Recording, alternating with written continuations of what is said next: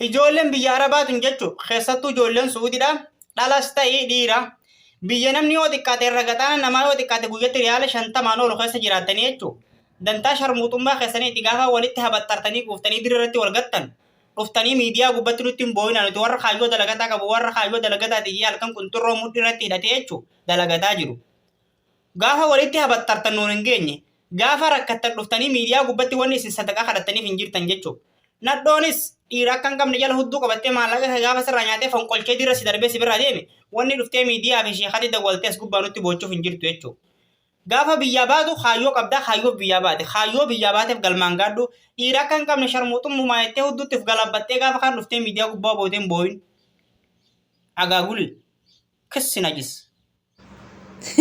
Mucaa kanatti baay'een kolfe nagaa siniifaa baay'atu hordoftoota chaanaalii kootii akkam nagaa keessanii ani nagaa kooti obboleettiin keessanii baga nagaa taatanii mee warroonni aarawana koo dhuftan kottaa maamilataa siniin jedha warri dursa immoo jirtan laayikii godhaay ijoollee keessattuu biyya eessaa akka dhaqqabu seetan ijoollee Suudi Arabiyaa jiran ijoollee Dubaayin jiran ijoollee kana lamaan shamarran kana lamaanidha kan dhaqqabu barbaachisu siniin jedha viidiyoon kiyya kuni. Egaa viidiyoo kana gubbaarratti na bukkeetti kan argitan suura micayyoo kana argitan miti harki ishii lukti ishii hidhamee jira. Kun immoo shamarran akka ishii afaan Oromoo dubbattu afaan Oromoodhaan itti haasoftu kan tumaa jirtu jechaadha. Harkaa fi luka hiite dhaggeeffadhaa. Shamarran keenya biyya kana lamaan keessa jirtan adaraa keessan shamarran akka keessanirraa of eeggadhaa. Maalidha rakkoon micayyoo kana maaliif lukaaf harka hiite dubartiin tun dubartii Oromooti. Hoggaa ishiin hiitoo eenyu akka gargaare hin beeku ani. Maaliifiin hiite too rukutti jedhee gaafan gaafadhu. Ishii tanatu dhirsa ishii irratti dhaqee jaallate dhirsa ishii irratti qabame kanaaf mana ishii dhirsa ishii irratti waan qabdeef akkasittiin tumtii jedhaniin dhaga'e. Waa tokko na dhiba ishiin maal jetti seeta viidiyoo ishii irratti jechaadha. Lammatii dhirsa koo jaallattaa lammatii dhirsa koo wajjin gachiiftaa lammatii dhirsa koo wajjin haasoftaa ittiin ishiin immoo maal jetti wallaahi naasa'u adaraa rabbii kee jedhii na hiiki adaraa rabbii kee jedhii na dhiisi maalitti rabbii beettire ishiin dhirsi ishii rabbiidha hoggaa sanaaf.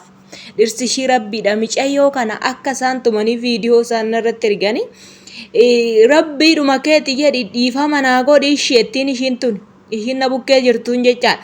Ishiin sun garuu waan rabbii jedhu takkallee hin dhageessu bar takkaan dhageessu dhirsa kiyya maaltu jaalladhu siin jedhe dhirsa kiyya wajjin maaltu ciisi siin jedhe dhirsi wajjin ciifte immoo Araba moo Oromoodha gaafan gaafadhu Oromoodha. Okay gaariidha. Dhirsa keessan kana dhirsuma sim jettaniituma akkanumatti ni malee walitti dhuftan kana walitti dhuftanis ayyuummoo walitti naaftu ajaa'iba qabdu bar. Oo tokko sirraadha ishee waarrateetu si gata borummoo dhuftee miidiyaa irratti boossetoo na gargaara yaa Oromoo koo kan jettu kanaa jetteet obboleettii ishee akkasitti harka hiitee luka hiitee tootomte jechaadha. Yaa ijoollee keenya ofuma sattaradhaamee of sattaradhaa.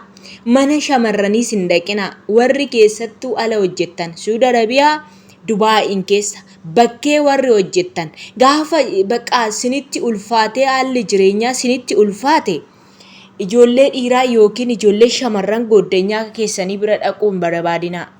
Ijoollee dhumti keenya iyyuu dabarsee waan isaan walirratti hojjechaa jiran waan nama dhibu waan nama gaddisiisu jechaadha. Anjara kanarraan isaanii immoo caaludha bar.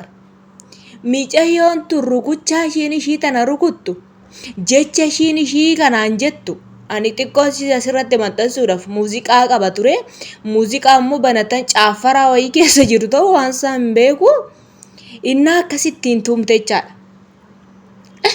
Ani kaalkidaanii wayii gashiti moo maali dhedhee tanannaa ajaa'ibeyyuu bar lammatii dhirsa koo laalta lammatii dhirsa koo wajjin ciifta. Micayyoon ishiin kuniin kakattii miti an akkanaan jiru adaraa rabbii kee jedhii lubbuu koo maan godhin adaraa rabbii sin guba ittiin bar sin guba sin qala ittiin mala baashii qalte dhugaa waaqayyo jettee waan baay'ee kakachiiste jechaadha. Innumti hoggaa ishiin harkaa fi luka hiitu ishiin tun hin rafti moo ijoollee shamarraniitu bira jira waa malee amma micoo takkittii tana shamarra takkittii maal akkamittiin lukaa fi harka na hiiti ta'uu waanuma barbaadeeyyuu ta'e deemtanii dhirsa walirratti sin jaalatina. Dhirsummaa maal qabaa miti inni bakkee jiru kun har'a tokko wajjin bule boru tokko wajjin bula iftaan tokko wajjin bula guyyaatti 9-10 jijjiiraa oola. Kanaaf jettanii biyya Oromaa keessatti wal jibbitu. Dhirsa akkuma sareetti wal gatu kana jettanii waarrattanii wal jibbitu. Yaa obboloota kiyya kanaaf jettanii waan baay'ee walirratti hin ka'ina waan baay'ee walirratti hin haasa'ina. Innoo boru si gata abbaa manaa siif hin ta'u. An dhalcheeyyuu kunuu dhala isaanii wajjin hin gataa oolu. Ani maaluman jedhe bar dhirsoo barbaadan Itoophiyaan jiruun galtanii biyyatti heerumtanii an biyya Oromaa keessatti mana kireeffattan keessatti waltumtan biyya galaa Itoophiyaatti galaa gaafuma biyya baatan ooyi.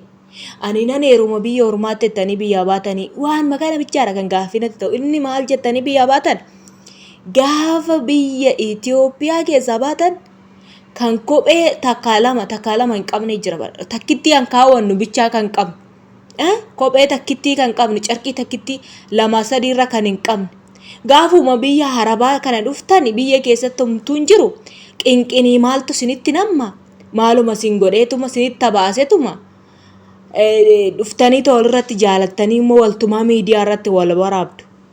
Isodaattanii suma sinuume uumadhuma keessan maatii keessan isodaattanii keessattuu ijoollee warri Dubaay fi Suudii kun siruma isaanii maraatanii bar siruma isaa waanuma godhasaatu wallaalan keessa immoo ijoolleen nagaa gadi jedhanii kontiraata isaanii hojjetan akkasuma keessa immoo gadi ba'aniis immoo hojii isaanii hojjetatan baqa baay'ee isaaniitu jira takka kun waan akkanaa kana maqaa shamarranii nyaachaa ooltochaadha.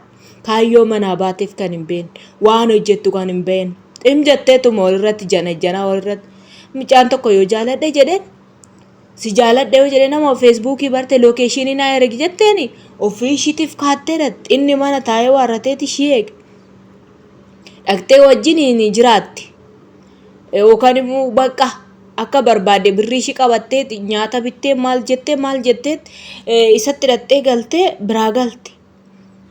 Maalidha waan akkanaa kun ijoolle kanumayyuu immoo walitti naaftu bar kanumayyuu immoo wal jibbitu bee kanumayyuu walirratti kaatu bee waan na dhibeechaadha. Kanaafiyyuu maalidha siniin jedhaa waan akkanaa sirrii miti harka waliitanii luka waliitanii walirratti waanama iyyaadina sammuun keessan xiqqoo sinaa yaadu waanuma argita walirratti eenyuun jedhina jechaadha. Waan baataniif beekaa deematii galaa biyya keessanitti haadhaaf abbaa keessanitti galaa yaada kan biyyatti baalagee yeroo biyya Ormaa dhuftes baalageedha ishiidha kan maqaa nama nyaatu malee kan biyya keessatti tsiraata qabdu haadhaaf abbaa kabajju ollaa kabajju maaraga ishii kan eegdu yeroo gara biyya Ormaa dhuftellee maaraguma ishiitiin jiraattee hojjetattee gara biyyaa galti jechaadha. Ammaaraga hin qabnetu maaraga ijoollee baay'ee dhorkaa oola.